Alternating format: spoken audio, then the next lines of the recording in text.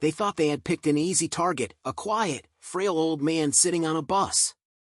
What they didn't know was that he was a battle-hardened Vietnam veteran, carrying lessons that would leave an imprint on them forever.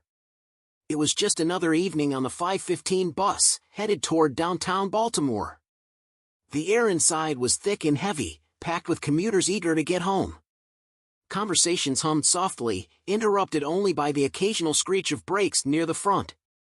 An elderly black man eased into his seat, his hands rough and weathered, resting on a cane that seemed to bear the weight of decades. His attire was simple, a well-worn jacket and neatly pressed slacks, a reflection of someone who valued dignity over flash. At first, no one gave him a second thought. He was the type of figure people might glance at before quickly forgetting, blending into the sea of everyday commuters. But his posture was different. He sat tall, his gaze steady, as if no weight of the world could bend him. Yet, the faintest crease in his brow betrayed the story of a life weathered by storms. 3 seats back, a group of teenagers boarded, their laughter sharp and loud. They moved with the careless swagger of youth, scanning the bus for their next target. One of them, a lanky boy in a bright red hoodie, caught sight of the old man. His eyes lit up, not with respect, but with mischief. He nudged his friends, whispering something that set off a chorus of snickers. The old man remained still, staring out the window, his eyes following the blurred city streets. If he heard their murmurs, he gave no sign.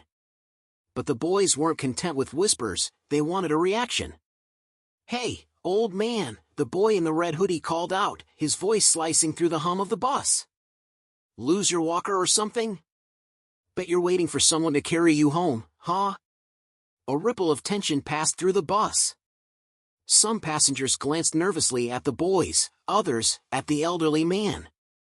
But most kept their eyes down, pretending not to hear. The old man shifted slightly in his seat, but said nothing. His eyes remained fixed on the world outside. The boy in the red hoodie smirked, sensing weakness. Emboldened by the lack of resistance, he stood up, swaying slightly as the bus hit a bump. "What's wrong? Cat got your tongue, Grandpa?" The man's fingers tightened around the cane, but his expression remained unbroken. A faint flicker of patience, maybe, shone in his eyes. He turned his head slowly, just enough to meet the boy's gaze. In that brief moment, everything shifted. There was no anger in his eyes, no fear, just a quiet, unyielding strength that seemed to settle the air around him. The boy hesitated, just for a fraction of a second, but his pride wouldn't let him back down. The bus rattled on, its passengers sitting in tight-lipped silence, each one waiting for something to break the tension. Little did they know, the old man's silence was not weakness, it was a choice. A choice that would soon change everything. The laughter from the teenagers grew louder, bouncing off the bus's walls like they were begging for attention. The boy in the red hoodie leaned in closer, his voice laced with mockery. "What's the matter, old man? Too good to talk to us?" His words stung, drawing a chuckle from his friends. One of them, a stocky boy in a backward cap, joined in, his voice oozing with mockery. "Probably can't hear us. You need a hearing aid too?" The elderly man remained unfazed. His cane now rested firmly between his knees. His face betrayed no emotion, no sign that their taunts had cut through his calm demeanor. But his hands, calloused and steady, tightened just a bit around the worn wood. He glanced down, briefly, as if grounding himself in the present moment. Across the aisle, a young woman shifted in her seat, uneasy. She shot a wary look at the teenagers, then quickly diverted her gaze back to her phone. A man in a gray suit adjusted his tie and buried his nose deeper into his newspaper. His discomfort was palpable. Nobody wanted to get involved. The boy in the red hoodie smirked, his voice tinged with derision. "Look at him," he said to his friends. "Dude probably thinks he's too good for us. What, are you some kind of king or something?" Another boy joined in, his voice dripping with sarcasm. "Yeah, you gonna knight us with that cane, Grandpa?" The taunts kept coming, sharper with each passing second. The recklessness of youth was clear in every word, every laugh. The old man shifted again, this time tilting his head slightly as if observing a memory only he could see. The passengers watched, every eye now subtly trained on the unfolding drama. The bus rattled on, but for a brief moment, it felt like the entire world had stopped. "Say something," the boy in the red hoodie demanded, his irritation now creeping into his voice. "Or are you scared?" The bus lurched to a sudden stop at a red light, the jolt silencing the chatter for a heartbeat. Then, the old man spoke, his voice low but firm, carrying with it a weight that stilled the room. "Respect is a lesson some people only learn the hard way." The words were simple, yet they hung in the air, heavy and undeniable. The teenagers exchanged glances, unsure of how to react. But the boy in the red hoodie quickly recovered, his bravado returning. "Oh, so he talks now," he sneered. "Respect? That's rich, coming from someone who's too scared to stand up for himself." The old man turned his head just enough to lock eyes with the boy. "You think strength is loud, don't you?" he asked quietly. "You have no idea what strength looks like." The bus fell into a tense silence. Every passenger on board seemed to hold their breath, waiting. Even the boy's friends, once laughing, now exchanged nervous glances. The bus jerked forward again, and Red Hoodie took a step closer, leaning over the old man with mock intimidation. "Why don't you show us then? Let's see how strong you really are." The old man exhaled, a long, measured sigh, as if preparing himself for the moment to come. His eyes flickered toward the boy, calm and unreadable, yet somehow unshakable. It wasn't just the boy who was about to learn a lesson. And one day, you'll find yourself facing something you won't be able to talk your way out of. The silence that followed was heavy, thick with the weight of the old man's words. Red Hoodie stood frozen, the defiance in his posture weakening, his bravado slowly draining away like a fading echo. The old man's steady gaze never wavered, his eyes locked onto the boy, as if trying to peel away the layers of pride and arrogance that protected him from the truth. A cold shiver ran through the bus, the tension building in the air like the calm before a storm. The passengers, once nervously avoiding eye contact, now seemed drawn to the moment unfolding before them. Even the boy's friends had fallen silent, unsure of how to react to the shift in energy, their laughter gone, replaced by a discomfort they weren't equipped to handle. The old man's voice broke the silence once again, low and deliberate, like the rumbling of distant thunder. "Respect isn't something you demand. It's something you earn, and you don't get to take shortcuts." His words hung in the air like a warning, not just to Red Hoodie, but to everyone on that bus. He wasn't just teaching a lesson to the boy, he was reminding all of them of something they'd forgotten. The bus jerked forward as it continued its journey, but the movement seemed irrelevant now. The world outside had blurred into a backdrop, a mere shadow compared to the raw exchange taking place within the confines of the bus. The boy, now standing so close to the elderly man, looked down at the cane with a mix of disbelief and caution. The old man's presence was magnetic, commanding respect, not through force, but through something far more powerful, wisdom. "You think you're the first person to try and test me?" the old man asked, his tone laced with experience, every word carrying the weight of his years. "You think I haven't seen this before? That I don't know exactly who you are?" The boy flinched at the words, the sting of them settling deep. His chest rose and fell, his breath shallow, as if the simple exchange of words had stripped away the armor he'd worn so proudly. His hands, once clenched in defiance, now hung at his sides, the muscles in his arms tense, but unsure.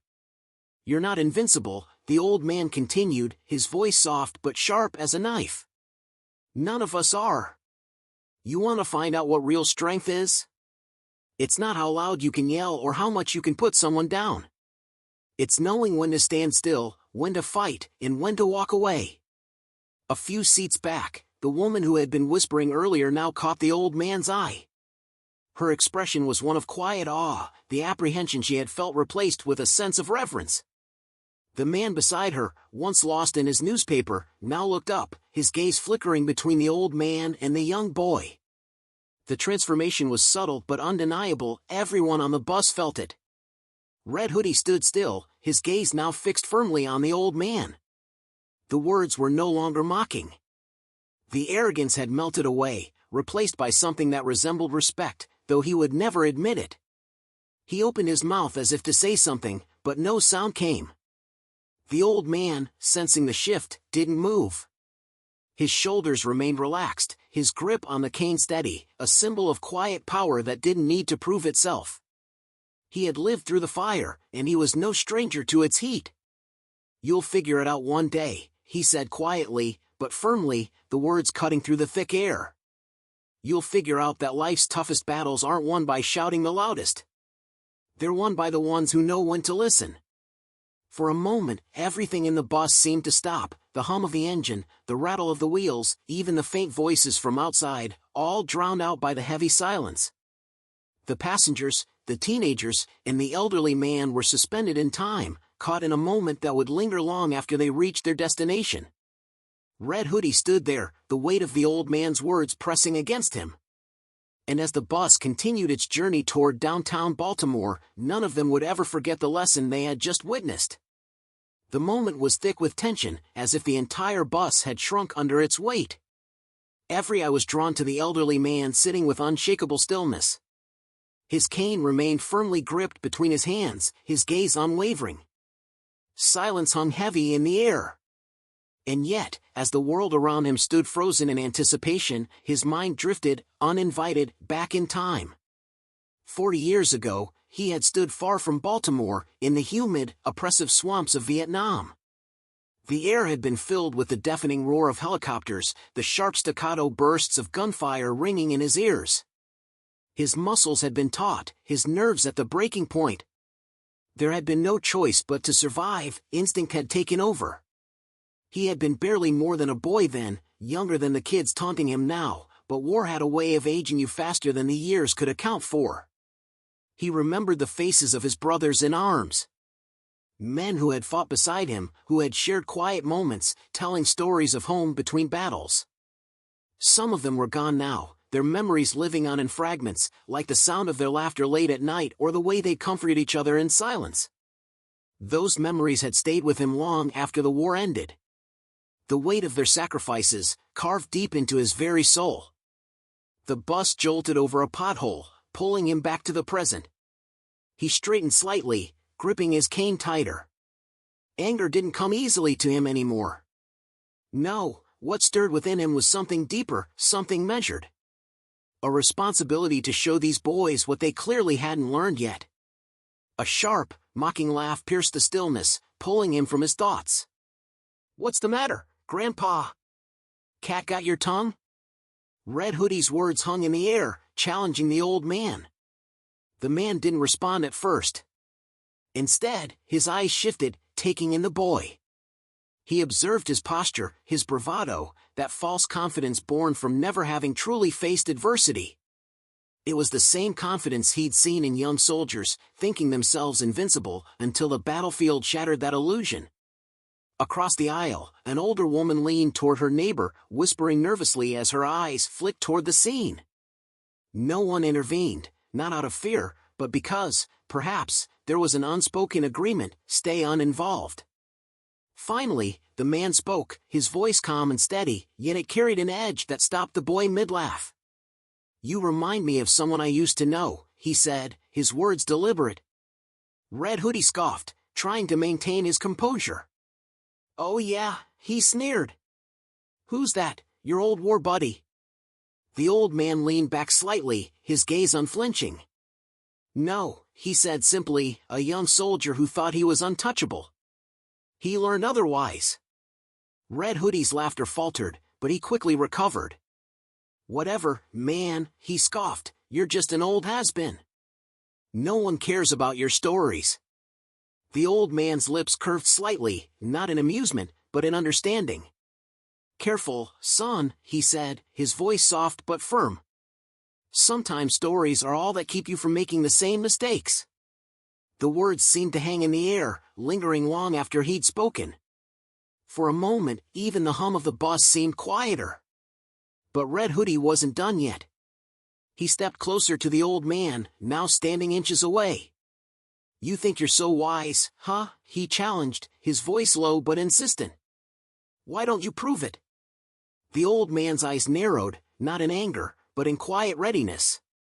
He adjusted his cane, his movements deliberate, slow, like a man who knew exactly what he was doing. The storm inside him wasn't born of anger, it was forged by years of experience. It was about to show these boys the meaning of true strength. The bus rumbled on, its passengers frozen, caught in the tension thick in the air. Then, the elderly man rose from his seat. His cane steadied his weight as he stood. He wasn't a large man, age had worn away much of his bulk, but his presence filled the space. He stood taller, stronger, simply by how he carried himself. The boys watched, their earlier smirks faltering as curiosity took hold. "You want me to prove something?" the old man asked, his voice calm but commanding, drawing the attention of everyone on the bus. His eyes locked onto Red Hoodie's, unyielding. Red Hoodie shifted uncomfortably but quickly tried to hide his nervousness. "What? You gonna hit me with that cane, old man?" The old man's hand brushed the top of the cane, but it didn't rise. "No," he replied simply, "but I'll teach you something your mouth clearly hasn't learned, restraint." The air seemed to crackle with energy. It was the kind of charge that sent chills down your spine. The other passengers watched, some leaning forward, captivated by the unfolding scene. "Do you think this is strength?" the man continued, his gaze sweeping over the boys' posturing. "Loud words? Embarrassing someone in public? That's not strength. It's fear. Fear that the world will see you for what you really are." The boys shifted uncomfortably. The false bravado they wore began to fade, their confidence cracking. One of them muttered, "Come on, man, let's just sit down." But Red Hoodie wasn't ready to back down. His pride was at stake. "You don't know anything about me, old man," he shot back, but his voice lacked its earlier sharpness. "I know more than you think," the old man replied, his voice steady. "You see this cane? It's not just a stick. It's a reminder. Every scar, every ache in these old bones tells a story. Stories of battles fought, not with fists, but with courage, discipline, and honor. Things you wouldn't understand, because you've never had to earn them." Red Hoodie's bravado faltered. His hands clenched into fists, but he didn't move. The old man leaned in slightly, his gaze piercing, as if seeing through the boy.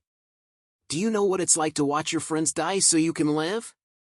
To carry their memory with you every single day, knowing you owe them more than you can ever repay?"